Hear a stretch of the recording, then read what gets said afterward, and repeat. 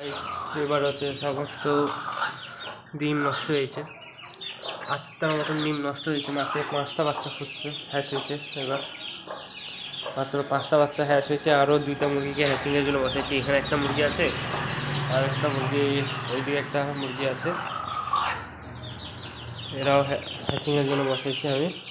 বাকি এখানে 5টা বাচ্চা হয়েছে, এটা টুপির ভিতরে আছে।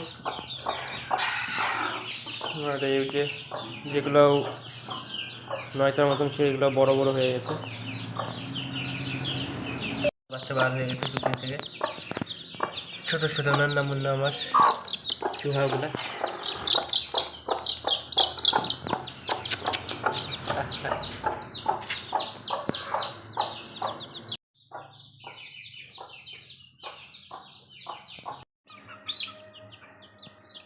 তারপরে এই মুরগিগুলোকে খাবার দিতে আসছি, এগুলো সব বড়।